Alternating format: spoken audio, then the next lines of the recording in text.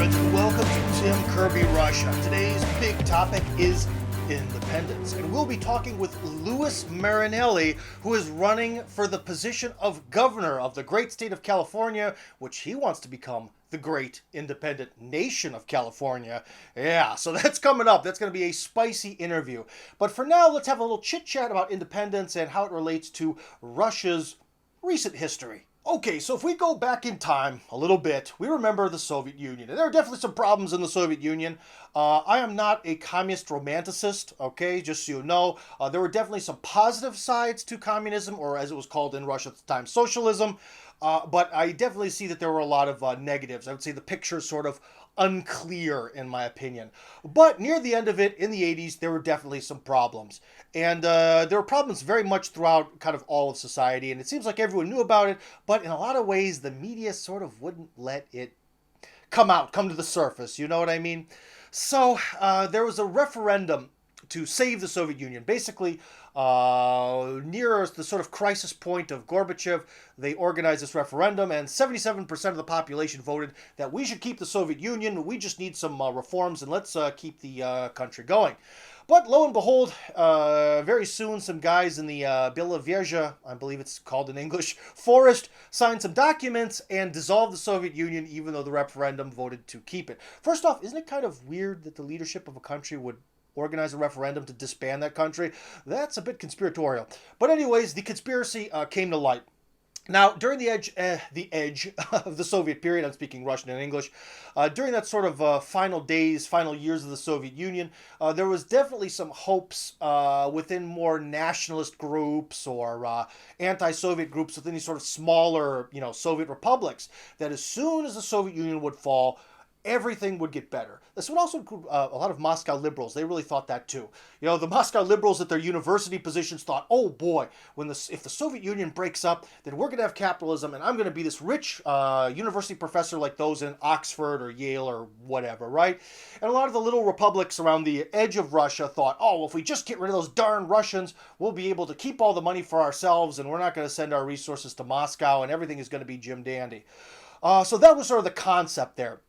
But and also a lot of these people thought that the world community would embrace them, and that rather than being this dinky little part of Russia, their culture, Georgian, Armenian, Latvian, Uzbek, would become a major world player, and everything would be, they'd get a lot more acknowledgement, right? So everyone who's kind of part of this greater Russian culture really likes to be respected. That's a key issue here, but that's a side point. So anyways, they were expecting that everything's going to go awesome. And so what happens? The Soviet Union breaks up, and instead of their big dreams coming true and Uzbekistan becoming this major global cultural player, everyone from the former Soviet Unions has to either go to Europe or to Moscow to sweep streets for money. That's basically kind of what happened. Also, there became a lot of ethnic violence. I can even tell you that one of my former bosses, he is half Tajik, half Russian.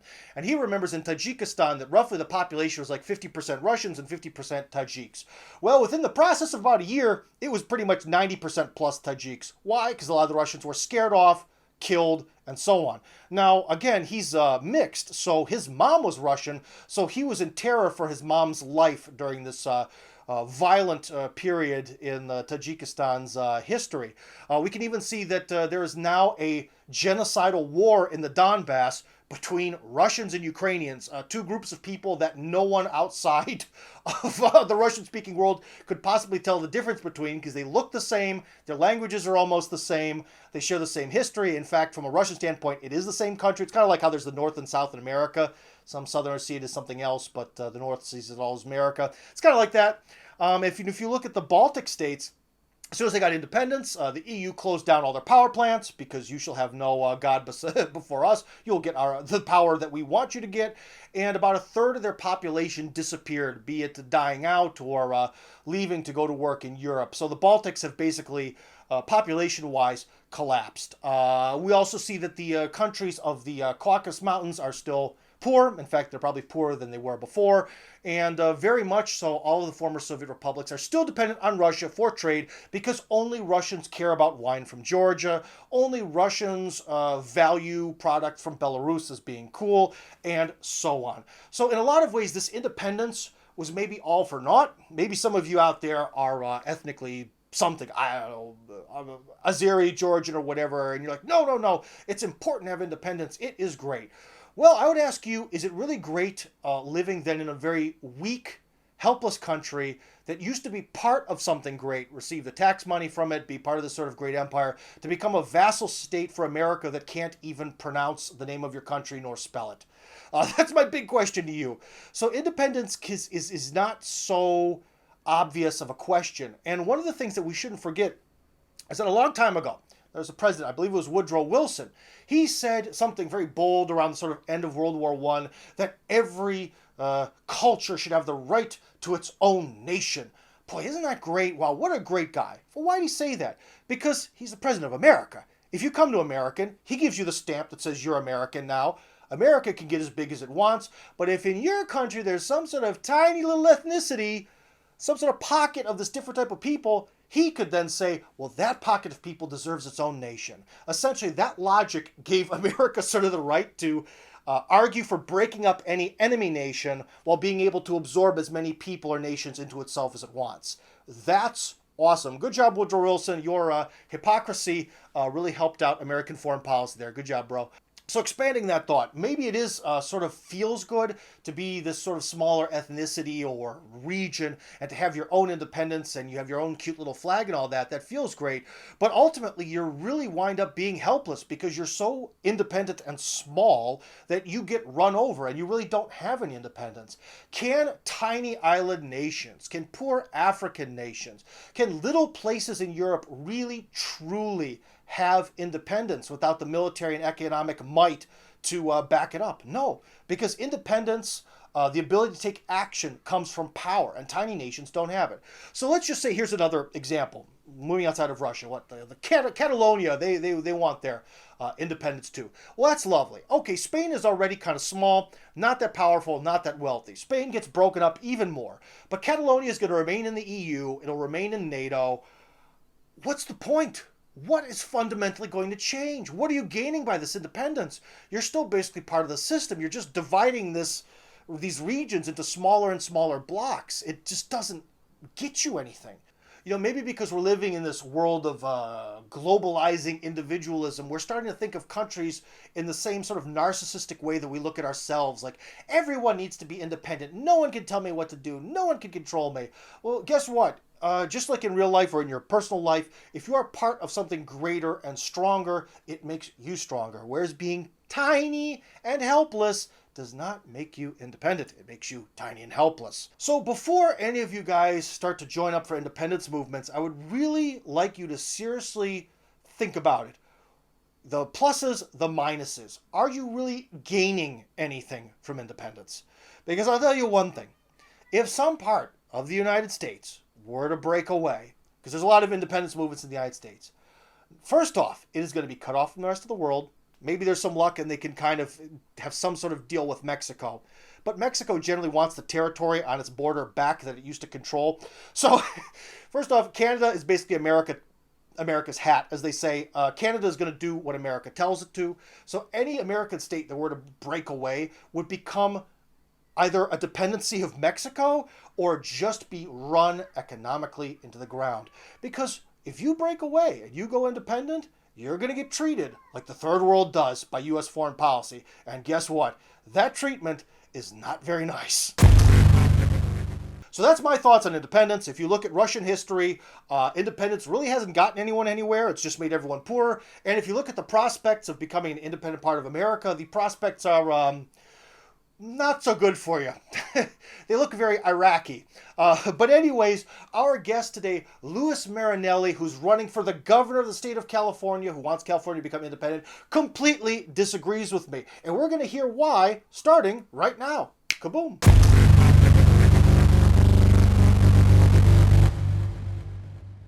Okay, Louis, let's start out with the big question. Why would independence benefit Californians? Well, I think that California should become independent, and I think it answers the second question because it'll increase the quality of life in California and it'll reduce the cost of living in California. And so those are the two primary reasons why I would like to see California secede from the United States, because we want to do something. I mean, I think it's the responsibility of anybody who pretends or wants to be a leader, to want to improve their society in some way. And so I believe that the best way to improve society in California and to get to the root of the problems that we have is for California to become an independent country. You know, there's this meme online that if California were independent, its economy would be bigger than that of India, the UK, or France. But doesn't the Californian economy really depend on being a part of America? I mean, what are Hollywood and big tech San Francisco without the rest of the United States to back it up?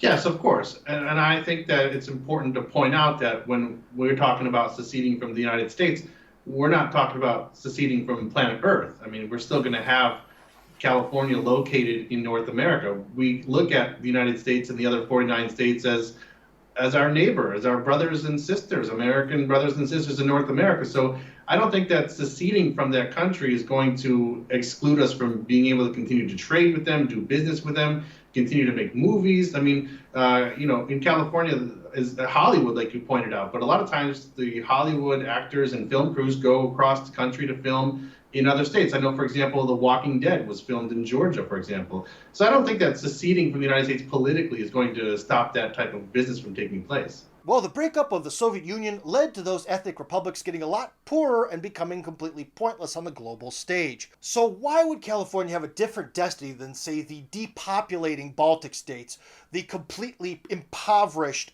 Central Asian states, or the genocidal Zimbabwe of Europe that is Ukraine? Sure, it's a great question, and I think that you're bringing up an example of where there was a breakup of a union that led to the breakaway states becoming poorer or less stable. But there are examples out there where the separation of states led to success. Look at Czechoslovakia, for example, broke up into two states that are not at war with each other. It was done peacefully. More recently, we have the example of Brexit, where the United Kingdom is a country that broke away from, so to speak, another union, the European Union. It was done peacefully, it was done legally, it didn't lead to war. And now there's, I think, going to be another referendum in Scotland, for example, where they're going to try to secede, so to speak, from the UK. Again, doing it legally and peacefully. So, yes, of course, there's examples out there in the world where things were not done, peacefully, or they were not done in a way that led to wealth for those who separated. But I think that there's just as many examples of those countries where things were done right. And we can do it right in California. We can do it in a way where we do it legally, where we can do it peacefully. A lot of people bring up the American Civil War as an example of, the American situation. Well, the American Civil War didn't happen because the states seceded from the Union. The states had voted to secede from the Union for months prior to this outbreak of war there. What started the war there was when the southern states attacked the Northern Army at Fort Sumter. They physically attacked them. So in our plan for California secession, we're not going to, create armies and attack the American military anywhere. Okay, so you said the core reason of why California needs to leave is that it's having all of its taxation money sucked dry. All right, so how does this process of siphoning money away from California actually work? Could you please describe this in great detail? Sure. Well, I think that one of the biggest resources that we're losing is our tax dollars in California. And the reason I say that is because I know that you're aware of it. There's this kind of term called donor state. And, some states in the United States, not just California. So we're not just trying to say this is only California suffering in this situation. But California is one of those quote unquote donor states. And that means that every year, on average, we pay more in federal taxes than we receive back from the federal government in some form of federal support or direct payments, loans, grants, etc.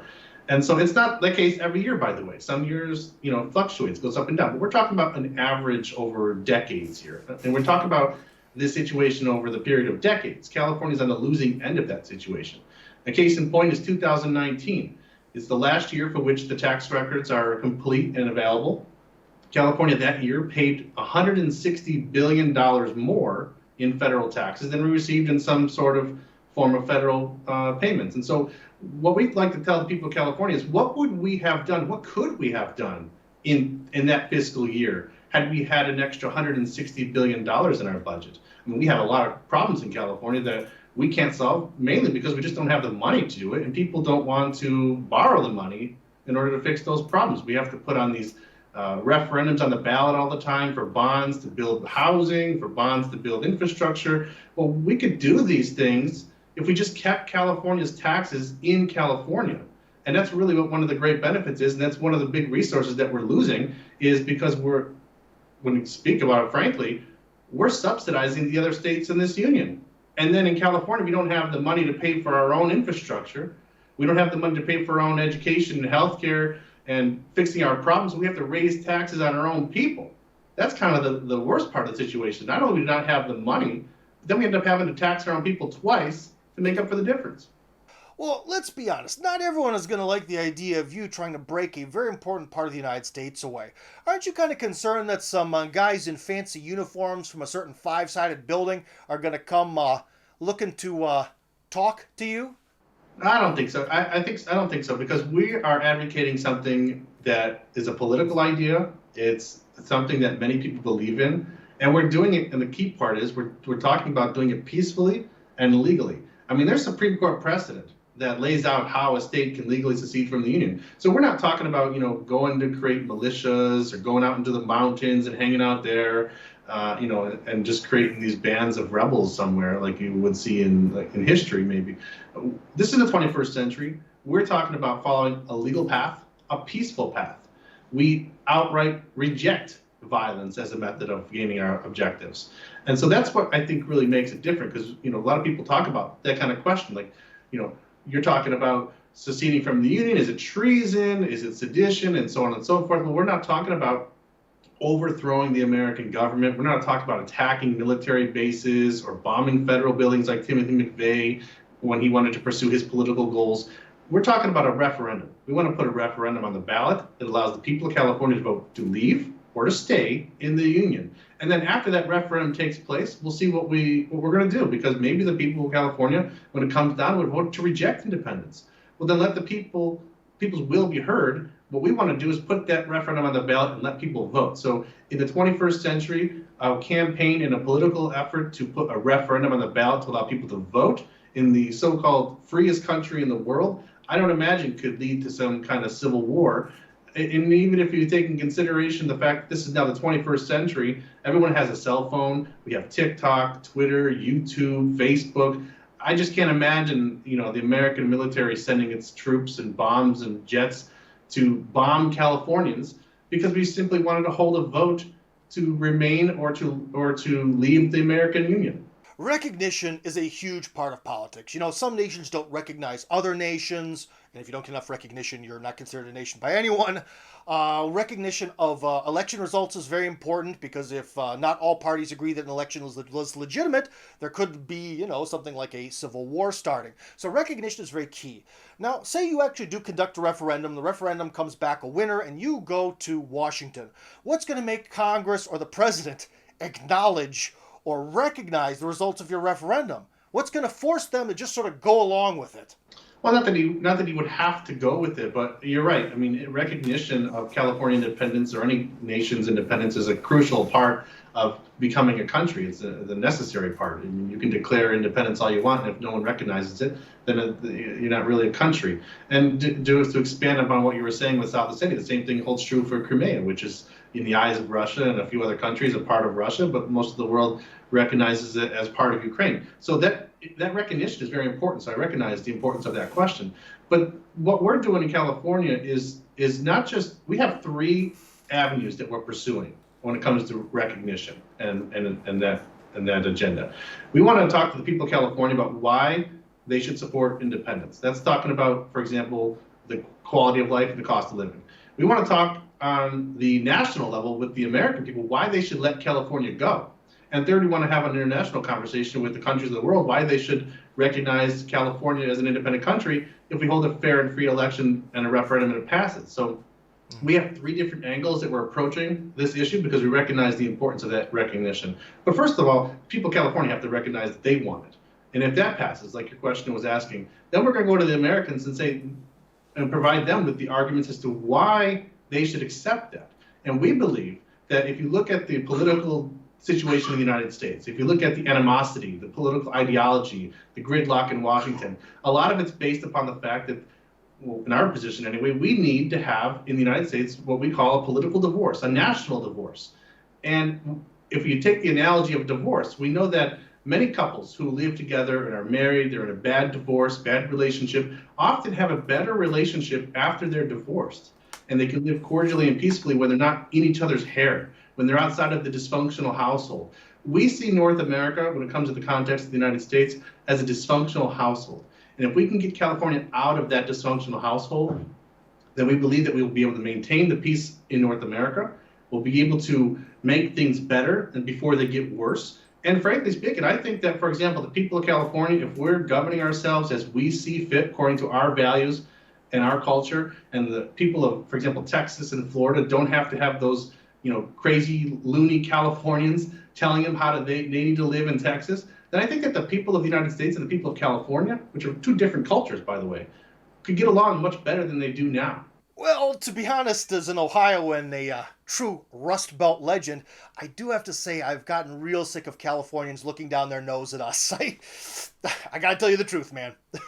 You have, I mean, we're kind of joking about it right there, but there's a lot of people in the United States that really don't like the impact that California has on their culture. There's that expression that they say, as goes California, so goes the nation. Well, so many things that are against so-called conservative ideology started in California and kind of spread from there. So if we can get out of each other's hair, I think that we can live in a better relationship with the other states and people of the continent.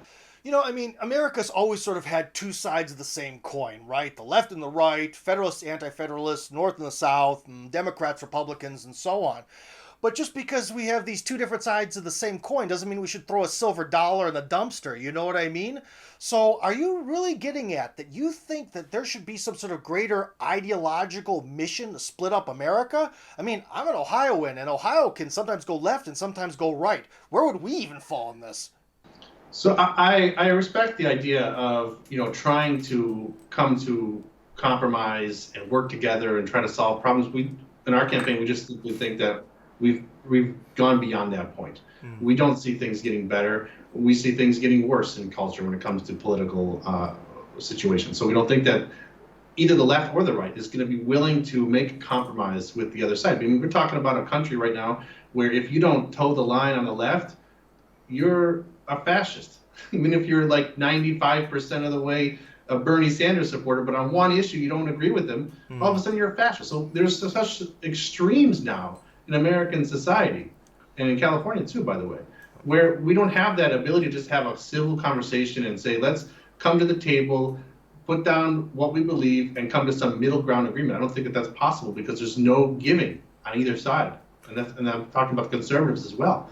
And so what I think that's different about, for example, you mentioned Ohio. Ohio's right there in the middle of a massive American population. If Ohio, for example, were to separate or try to separate from the United States, you're trying to draw lines there that would separate populations of, say, like Erie, Pennsylvania from Cleveland, and maybe Pittsburgh from like Canton. Those populations are relatively close to each other. Cincinnati and Louisville. So you're drawing lines there that are going to basically, arbitrarily separate populations in metropolitan areas. But California is a pretty distinct geographic location. If you look at the geographic and the population distribution in the United States, most of the American population lives east of the Mississippi.